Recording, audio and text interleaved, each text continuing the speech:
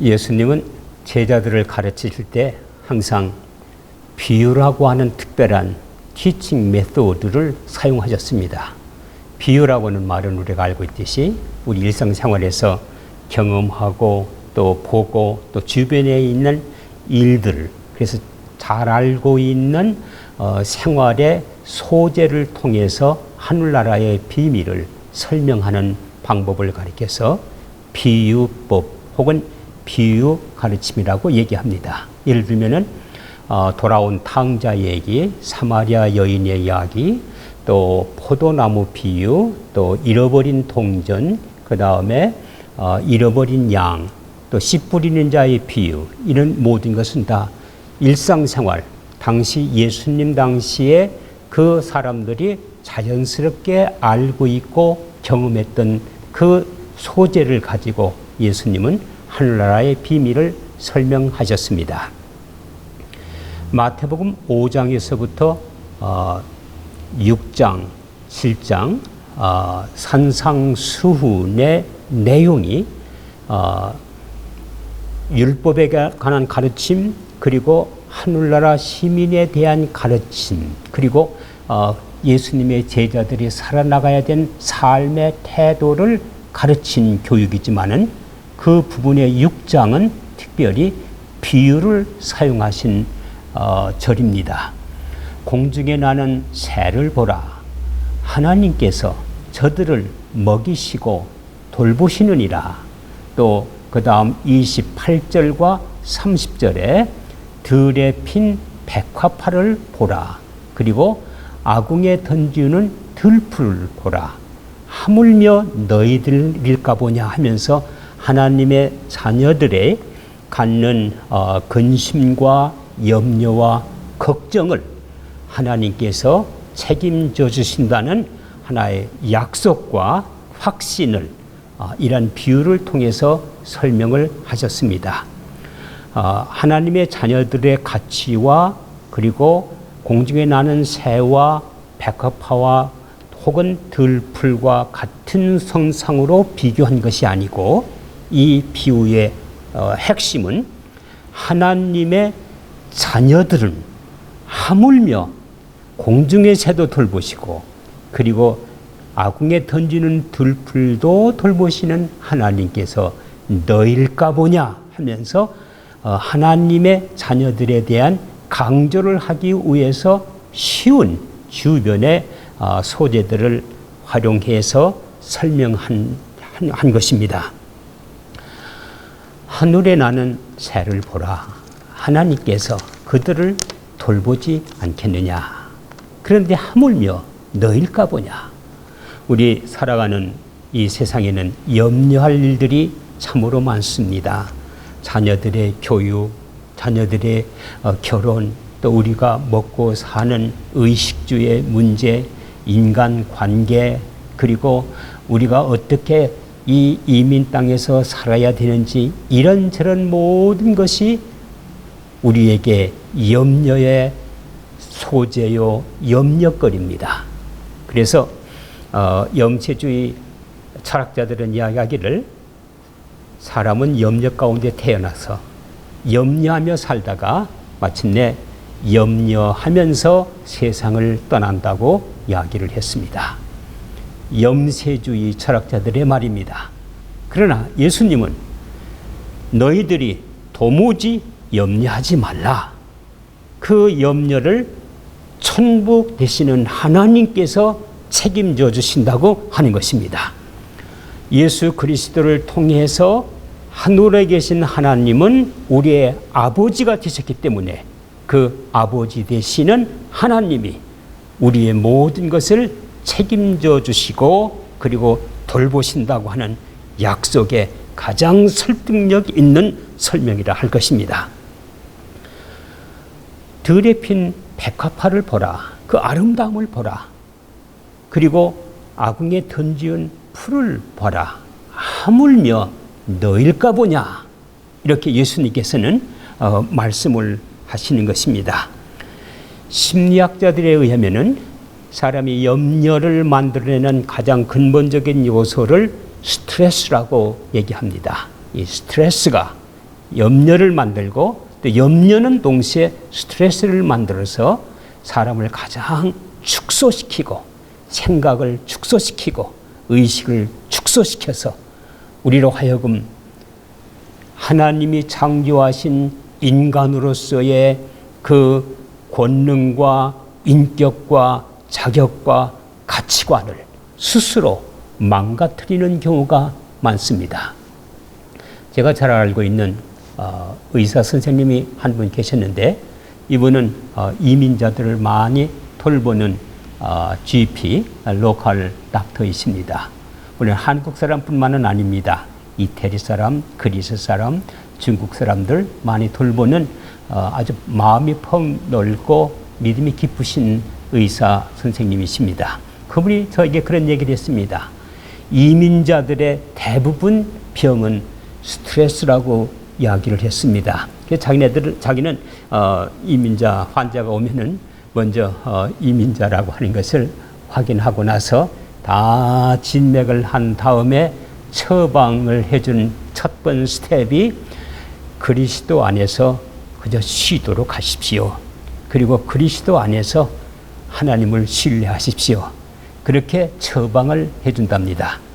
나도 한때 그분의 처방을 받은 적이 있었는데 목사님 설교 때문에 스트레스가 너무 많아서 몸에 질병이 있는 것 같이 느끼는 것입니다. 그냥 한 3, 4일 푹 쉬었다 오십시오. 그렇게 처방을 해줬습니다. 그분의 처방이 사실 맞았습니다. 그리스도 안에서의 쉼, 그리고 그리스도 안에서의 하나님에 대한 절대적인 신뢰성, 이것이 우리의 염려와 우리의 근심과 우리의 스트레스와 우리의 불안을 극복할 수 있는 것입니다. 하나님은 온 우주를 만드신 창조자이신 동시에 예수 그리스도를 통해서 그 창조자 되시는 하나님이 우리의 하나님이십니다. 우리의 아버지 되십니다. 우리는 그분과 인격적인 아버지의 관계를 맺고 있기 때문에 우리는 그분의 자녀입니다. 예수님은 바로 이 부분을 강조하시면서 너희는 도무지 염려하지 말라. 그분에게 모든 것을 맡겨라. 그분이 너희를 책임지고 돌보실 것이라고 약속해 주셨습니다. 그러면서 그 다음 부언해서 예수님께서 하시는 두 번째 강조점이 있습니다. 그렇기 때문에 너희는 모든 염려를 주께 맡기고 먼저 그의 나라, 하늘나라와 의를 구하라. 이렇게 말씀했습니다. 하늘나라의 가치관을 추구하라는 뜻입니다. 그리고 하늘나라의 가치관을 너의 삶의 내용으로 추구하는 것이 이제 너희가 하나님의 자녀가 그리고 크리스찬들이 예수님의 제자들이 해야 될 마땅한 태도요 삶의 스타일이라고 알려주신 것입니다. 삶의 가치관, 천국의 가치관.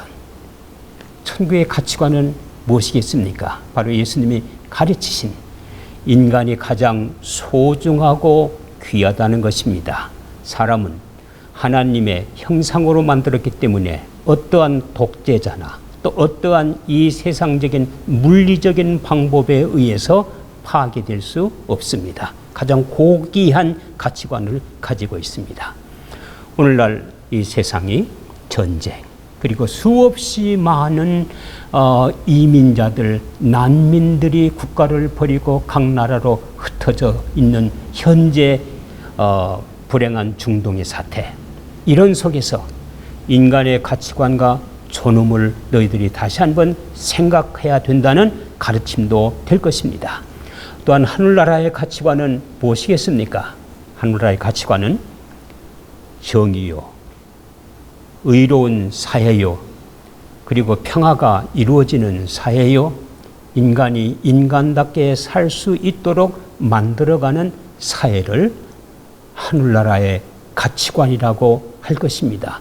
이 가치관을 위해서 너희들이 헌신해야 될 것이고 이 가치관을 위해서 너희들이 기도해야 된다고 예수님께서는 오늘 산상수훈에서 가르쳐주고 있는 것입니다. 모든 염려를 하나님께 맡겼기 때문에 우리는 만사가 이제 다 됐는가? 그렇지 않습니다. 하늘나라의 가치관을 추구하는 일이 이제부터 너희들의 책임이요 그리고 사명이라고 말하는 것입니다. 호주에서 아주 유명한 아동 작가는 메이 깁스 여사입니다. 1877년에 영국에서 그가 15살 때에 이민을 왔습니다. 그리고 그가 성장하면서 호주 어린아이들의 가치를 높여주는 아동 작가가 되어야 되겠다고 하는 꿈을 가지게 됩니다. 1890년대는 호주에 이민자들이 많이 모이기 시작할 때였고, 그리고 호주의 부시 숲을 개척하고 나무를 잘라내고 숲을 일구어서 농장을 만들고 거기에 목장지대를 만들 때입니다. 농부들이 너무 피곤해 지쳐 있었고 국민들이 다 피곤해 지쳐 있었기 때문에 어린아이들을 돌볼 여지가 없었습니다. 그때에 이 메이 깁스가 호주의 깜추리, 온 산야를 덮은 깜추리 나무를 봤습니다. 그리고 거기에 피는 꽃을 봤습니다. 그리고 그 깜추리 숲을 개척하는 지친 개척자들을 봤습니다. 그 속에 버려진 어린아이들에게 새로운 꿈과 이상을 줘야 되겠다고 생각을 했습니다. 유럽에서 어린아이들의 동화, 아동 동화는 왕자의 이야기, 그리고 공주의 이야기죠. 그 다음에 도깨비의 이야기죠. 공주, 아름다운 공주, 그리고 말을 타고 그 공주를 찾아오는 왕제의 이야기가 호주의 개척자의 자녀로 태어난 어린이들에게는 들려지지도 않고 그건 하나의 환상이었습니다. 이때에 메이 깁스는 호주의 깜추리 열매, 그리고 깜추리 열매와 함께 깜추리 이파리, 그리고 깜추리 꽃, 그 다음에 깜추리 숲속에서 살고 있는 쿠쿠바라, 그 다음에 거기서 나오는 각종의 새, 또 도마뱀, 이런 것들을 의인화시킵니다. 그렇게 해서 동화를 쓰기 시작을 합니다. 그분의 대표적인 작품으로는 스나글 포트와 카틀파이라고 하는 동화지요. 깜추리 열매에서 깜추리 의인화시킨 아기가 빠져나옵니다. 스나글 포트와 카틀파이라고 불립니다. 이들이 숲을 다니면서 만나는 각종의 여러 가지 모험적인 이야기들을 썼습니다. 이 이야기를 통해서 아이들에게 용기를 주고 무한한 희망을 주고 호주와 아이덴티티, 정체감을 갖게 만들어 주었습니다. 거기서 만나지는 아주 다양한 이야기들, 그리고 그 동화에는 깜추리의 열매인 그 꽃갈 모자, 또 어린아이 깜추리 꽃치마, 또 깜추리 잎사귀들을 가지고 만든 배, 이런 사파도 거기에 끼워 넣습니다. 또 거기에 깜추리를 소재로 한 다양한 이야기, 탐험 동화 이야기를 통해서 어린아이들에게 새로운 세계를 열어준 분이십니다. 이분이 이야기했습니다. 어린아이의 가치는 하늘나라의 가치와 같은 것이라고 말했습니다. 인간의 가치는 하늘나라의 가치에서 비교될 수 있는 가장 고귀한 것입니다. 그 인간이 살아나가는 사회는 정의가 수립되어야 되는 사회입니다. 평화가 이루어져야 되는 사회입니다. 그리고 그 사회는 서로 용서와 그리고 화해와 인간관계가 함께 사랑으로 만들어져야 되는 그러한 세상입니다. 예수님의 나라, 하늘나라는 바로 그러한 나라입니다. 그 나라를 위해서 너희는 헌신하라고 말씀하신 것입니다. 11월의 마지막 주일은 교회 원력으로는 킹 오브 킹스, 왕 대신 예수 그리스도의 주일이라고 이름이 붙여져 있습니다. 많은 교회들이 동시에 감사주일로 지키고 있습니다.